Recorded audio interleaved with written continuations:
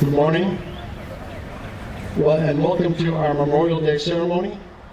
Today, at memorials and American cemeteries across our country and around the world, people will gather to honor and remember the members of our nation who, when our nation was called to arms to protect our freedom and liberties, answered the call and in doing so, gave their lives while serving during conflict.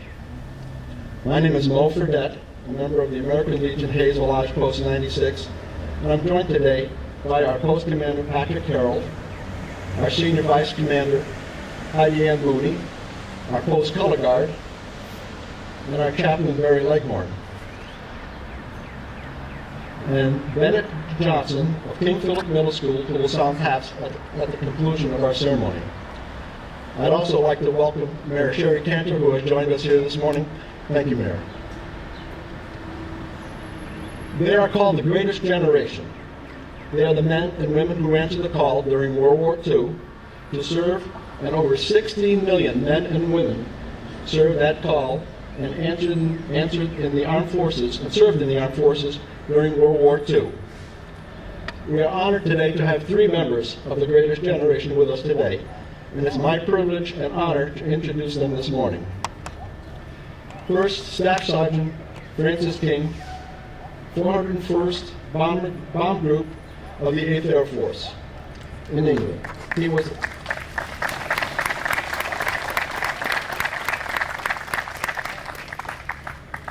Fred was a tail gunner aboard a B-17. Their plane, Hell's Angels, out of Chute 13, flew 35 combat missions over Germany and Western Europe. He was awarded 6 Air Medals for his service, and he was recognized by the French government with one of the highest military honors for his service during World War II. Robert Elsner, a U.S. Army Sergeant Tech 4, 89th Infantry Division, 314th Medical Battalion, Company C, known as the Rolling W, that served in the European Theater. He received the Combat Medal and Bronze Star. Bob Elsner.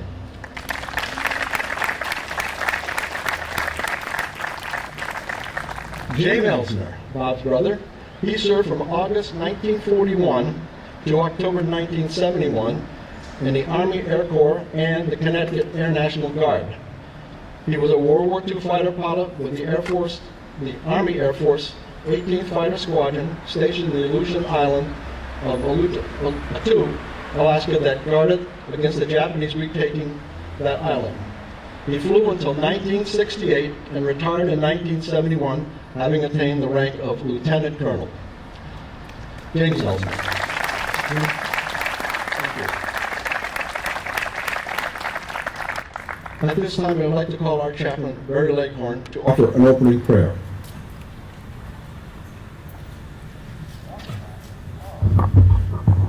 Eternal God, we praise you again for the remembrance of those who have fought and died for this great land, America.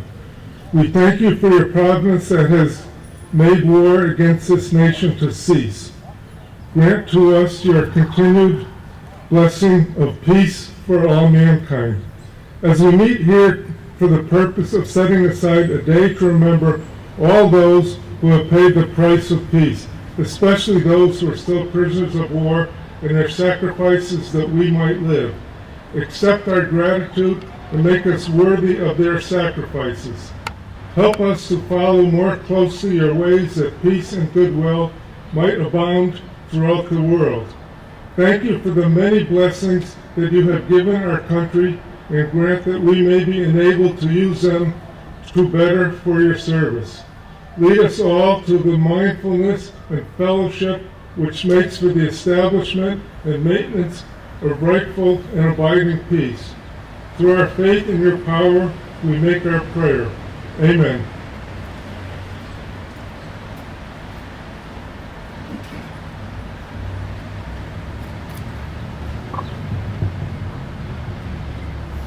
To those who died securing peace and freedom, to those who served to protect our land and sacrificed their dreams of the day, to preserve the hope of our nation, keeping America the land of the free for over 2 centuries, we owe our thanks and our honor.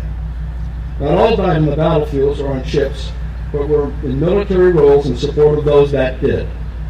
It is important not only to recognize their service, but to respect their devotion to duty and to ensure that the purpose for which all fought will never be forgotten. At this time, I'd like to invite Post Commander Pat Harrell forward for his comments.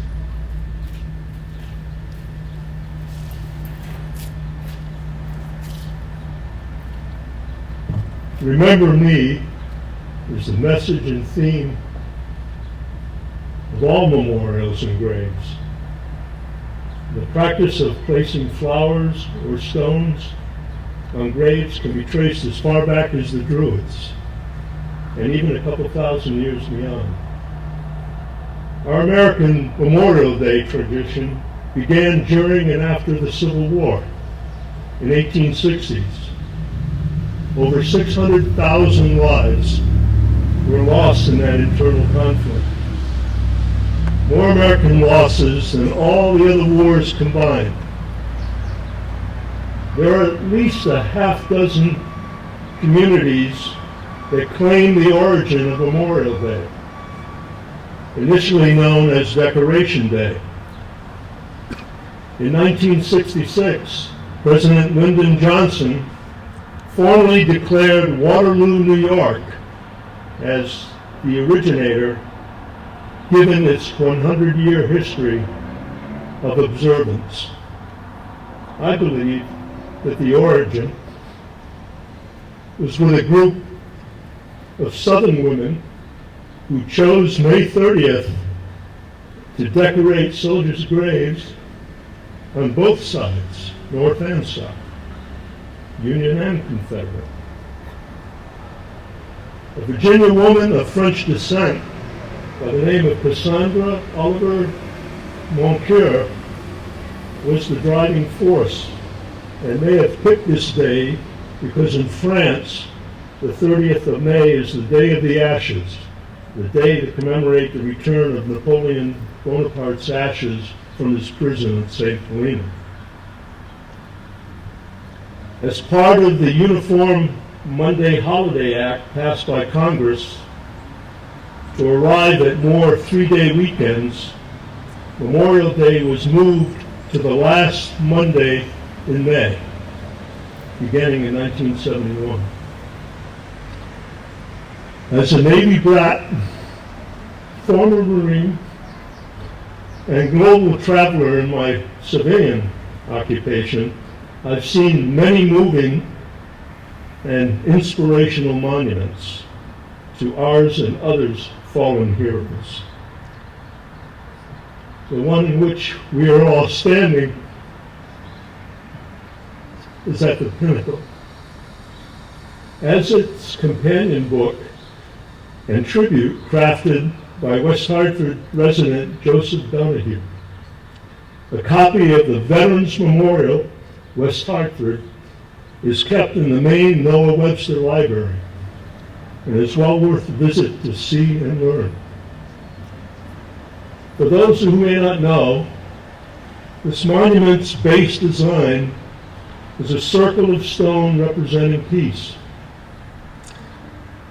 And each American conflict, beginning with the French and Indian War, a break in this chain of peace is made, and the stone set off at an angle is inscribed with the conflict name, the dates, and the names of the West Hartford residents who gave their last full measure of devotion to that war. The monument is surrounded by a brick walk with inscriptions of individuals who had served in the armed forces. At its center are samples of soil taken from all the battlefields and waters from the 7 oceans. There is a power one feels when here. And that feeling is magnified and articulated in the mind's eye by Joe Donahue's book. We chose to begin our tribute at the break in World War I, known as the Great War. often claimed to be the war to end all wars that took place at the beginning of the last century, from 1914 to 1918. Over 136,000 Americans lost their lives during that war, and 22 of them are from our community. The American Legion was formed on the heels of that first global war in 1919. The organization, now numbering 2.5 million members, over 13,000 posts within the U.S. and some in faraway places, celebrated its centennial anniversary 2 years ago.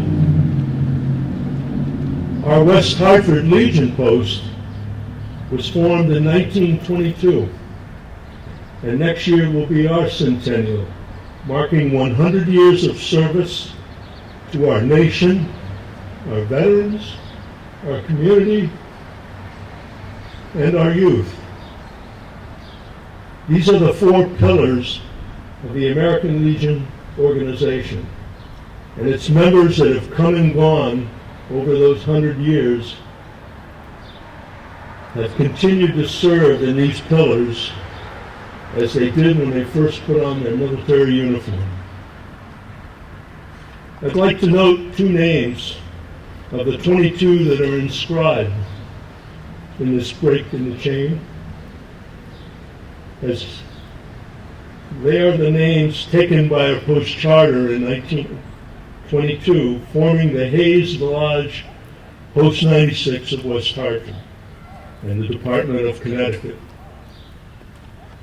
Waldo Clayton Hayes, an Army private assigned to a machine gun battalion. Waldo was born in Avon, but grew up on Farmington Avenue in West Hartford. He was a basketball star at Paul High School, and he worked for M.J. Burnham's grocery store and belonged to Troop B of the Boy Scouts in the West Hartford Armory. He was one of the first to go overseas, and he died on October 23, 1917, from wounds received in enemy action.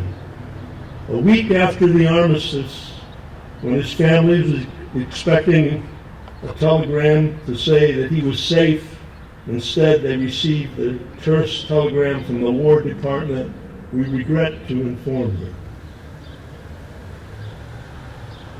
The other name is that of Francis Buckley Village. Francis grew up on his grandfather's Oakwood Avenue farm, and when war came, he volunteered for the Navy. Serving on the battleship USS South Carolina, in a shipboard accident while readying his vessel for its Atlantic crossing to join the fray, he was badly crushed and died later in the Philadelphia Naval Hospital on September 11, 1917.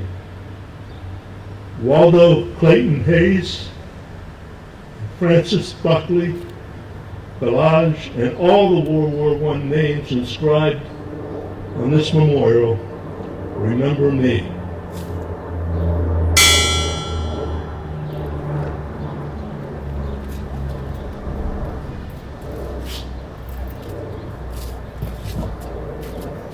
The Revolutionary War. The first war in which our community suffered casualties was the Revolutionary War, which lasted from 1775 to 1783, a war which gave our nation its independence. In his book, Joe Donahue states that about 40,900 Connecticut men served 1 or more times during the war period, and 54 West Division men are mentioned as having served. Of those men, there are 26 whose names are engraved on this memorial. The first to die was Thomas Hart Hooker, who died in Roxbury, Massachusetts, November 26, 1775. He did not die in combat, but died of illness while serving. Thomas Hart Hooker and all the Revolutionary War names engraved on this memorial. Remember me.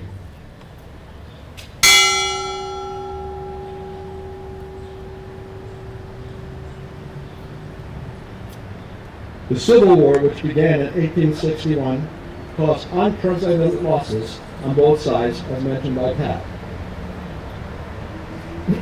In his book, Donahue reports that 117 men from West Hartford served out of a population of 1,300. 1 out of every 11 persons served. He records that 13 died serving the Union cause. The first to die from our community was 30-year-old Army Private Philippon Miller, Company A, 6th Regiment Infantry, Connecticut Volunteers, who died September 7th, 1864 in Beaufort, South Carolina. Philippon D. Miller and all the Civil War names engraved on this memorial remember me.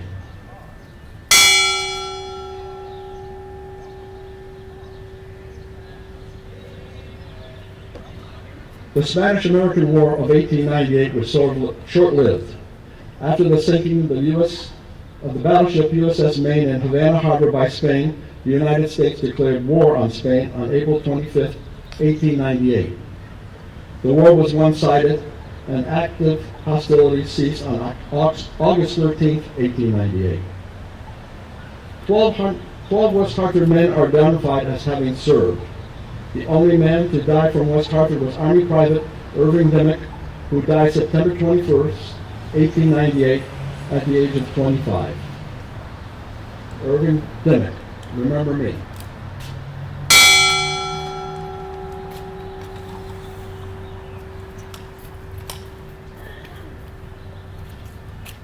World War II, 1941 to 1946. When America was called to arms for World War II, approximately 16.5 million men and women served in the armed forces during the war. These participants represented 1/3 of the then male population 15 years and older. They are now known to us as the greatest generation. Among the more than 16 million World War II servicemen and women, 73% of World War II military personnel served overseas. Donahue's book states that 405,399 American servicemen and women died while in service during World War II, including 292,000 battle deaths. The total death number includes 79,000 who were lost in combat and never recovered. The response of our nation after the Japanese attack on Pearl Harbor on December 7, 1941, and within days was an overwhelming call to arms. We declared war on Japan on December 8, 1941, and within days we had joined the Allied powers in the war. Our entire nation answered the call and full measure of our might in support for our armed services and for the production of military equipment began. Women made history on the home front, answering the nation's call, and joined the production lines. The inspiration of Rosie the Riveter was born. At the southwest corner of this memorial is a National Rosie the Riveter Memorial Rose Garden, which honors the legacy of the women who made history on the home front during World War II. Over 3,000 West Hartford men and women served in the war.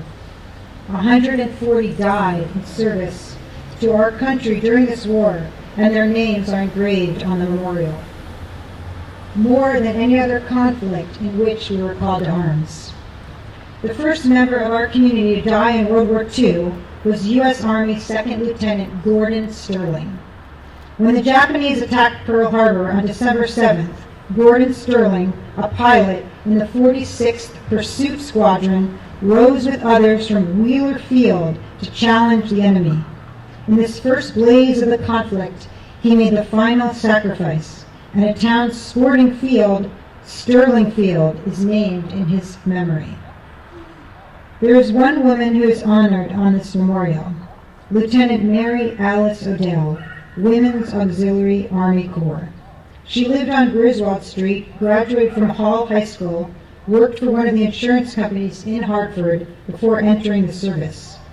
On May 15, 1943, while stationed at Fort Des Moines, Iowa, she died. She was 23 years old. They will always be the greatest generation, and we are truly honored to have three of them with us today. Gordon Sterling, Mary Alice O'Donnell, and all the World War II names graved on this memorial. Remember me.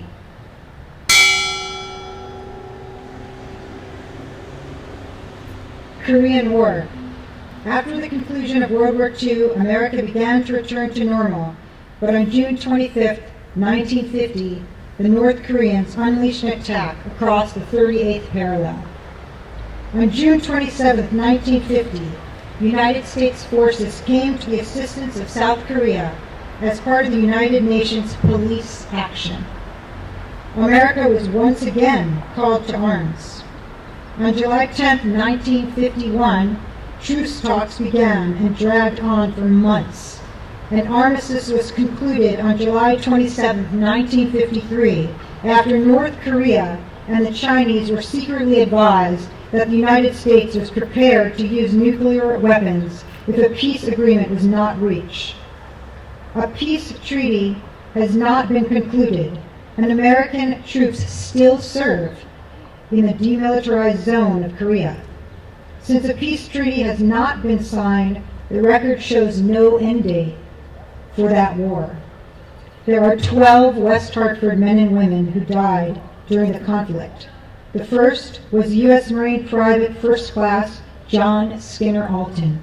He was killed in action September 26, 1950 in Seoul, Korea. John Skinner Alton and all Korean War names engraved on this memorial. Remember me.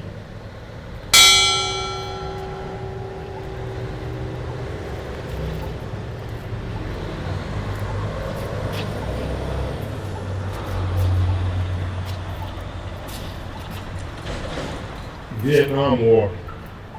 Fearing the spread of communism in Asia, the United States in 1960 began supplying economic and military aid to South Vietnam. By the end of 1962, the number of military advisors in South Vietnam had increased from 900 in 1960 to over 11,000. On August 2, 1964, a North Vietnam patrol boat fired on the destroyer, the USS Maddox, in the Gulf of Tonkin. And after a second claimed attack, later shown to be false, the military was authorized by the Gulf of Tonkin Resolution, August 7, 1964, to take all necessary measures to repeal attacks and prevent further aggression. By 1969, there were 540,000 Americans serving in South Vietnam. Sentiment against the United States participation mounted steadily. And in 1968, the United States and North Vietnam agreed to begin preliminary peace talks in Paris. Fighting continued. The war expanded in 1970 when the United States troops invaded border sections of Cambodia and American planes bombed northern Laos. Peace talks resumed in July 1972 but broke down when each side accused the other of bargaining in bad faith. On January 27, 1973, an agreement was reached on a ceasefire starting the next morning. The 17th parallel would remain the dividing line until the country could be reunited by peaceful means. The fighting continued in spite of the agreement. On April 30th, 1975, what remained of the South Vietnam government surrendered unconditionally. And on July 2nd, 1976, the country was officially united as the Socialist Republic of Vietnam. There are 17 West Hartford men who died during that conflict period. The first to die in the Vietnam War from West Hartford was Lieutenant J.G. Brian John Cronin. He entered the Navy in 1964 and was a bombardier navigator aboard a light bomber attached to the USS Ranger of the 7th Fleet. On a mission on December 9, 1964, his plane crashed in an unknown province and military region. Brian John Cronin and all the Vietnam War names engraved on this memorial remember me.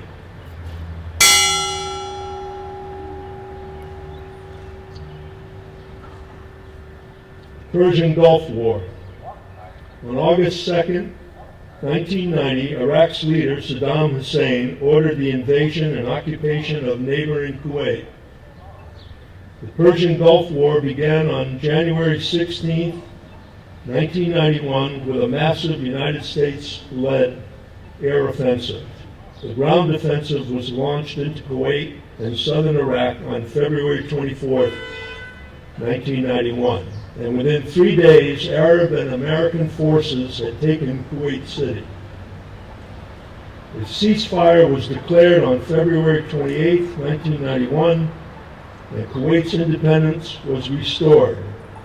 But Iraq's leader, Saddam Hussein, remained in power. A total of 299 Americans died in that war. Corporal Scott Francis Bianco, United States Marine Corps, is the only name engraved on this memorial. He died in Saudi Arabia as a result of an accident. Scott Francis Bianco, remember me.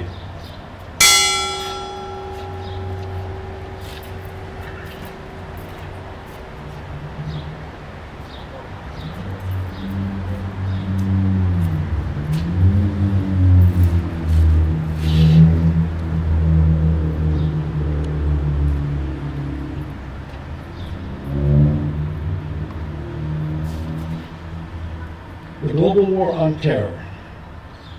After the attack on the World Trade Center in New York City on September 11, 2001, the Congress authorized the President on September 18, 2001, to use, quote, all necessary and appropriate force against those nations, organizations, or persons he determines planned, authorized, committed, or aided the terrorists, in order to prevent any future acts of international terrorism against the United States. The United States launched an attack in Afghanistan on October 7, 2001, and on March 19, 2003, the invasion of Iraq began. This year will mark the 20th anniversary of the 9/11 attack, and the withdrawal of our troops from Afghanistan has begun. Three names are engraved on the last break of this memorial wall. The war on terror. The first to die was U.S. Army Captain Eric Thomas Palawada. He lived on Arapahoe Road and graduated from Conard High School.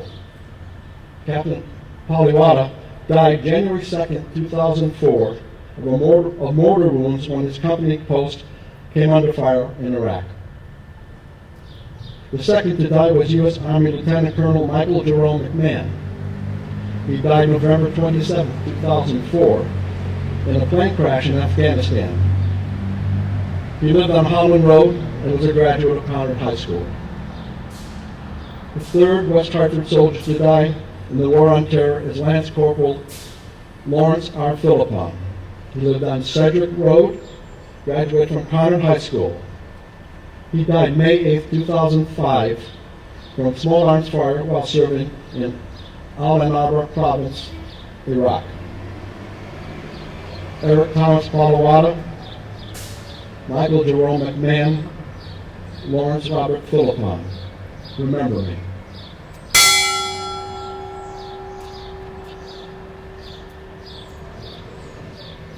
At this time, I'd like to invite the mayor to say a few words. I want to thank you all for coming and celebrating and observing this very important Memorial Day. I want to thank the leadership of Hayes-Velhage Post 96 for your important words in this journey and reflection of what this memorial means to all of us.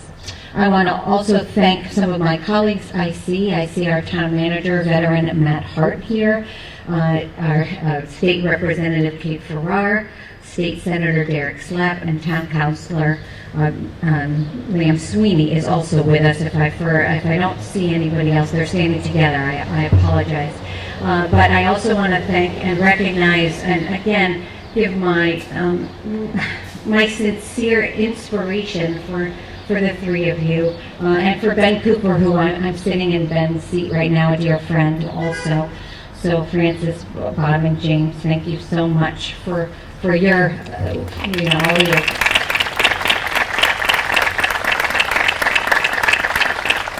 This has been quite a year, and it's so meaningful to see you here sitting with us, so thank you for that.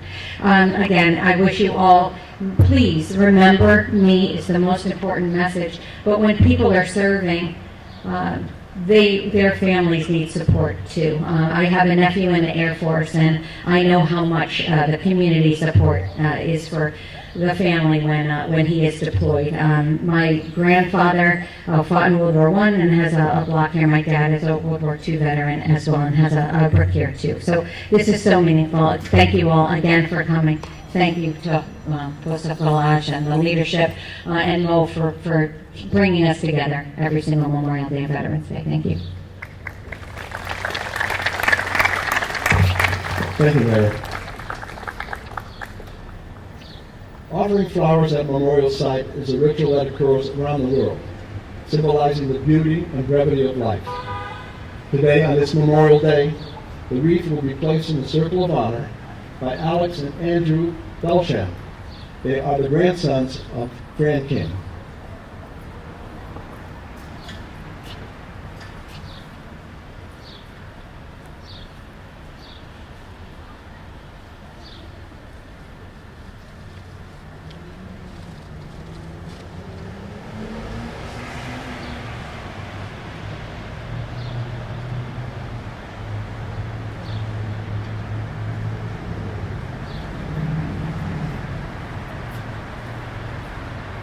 Captain of the Guard, post colors and call the unit to attention. The National Moment of Remembrance is an annual event first observed in 2000 that asks Americans, wherever they are at 3 p.m. local time on Memorial Day, to pause for the duration of 1 minute to remember those who have died in military service to the United States. Today at 3 p.m., please pause for that brief moment to honor all who have given their all for our nation and remember all that are honored on this memorial in the words, "Remember me." And if you listen closely at 3 o'clock, you may also hear the sound of taps, near and far. Captain of the Guard, call at the unit, present arms.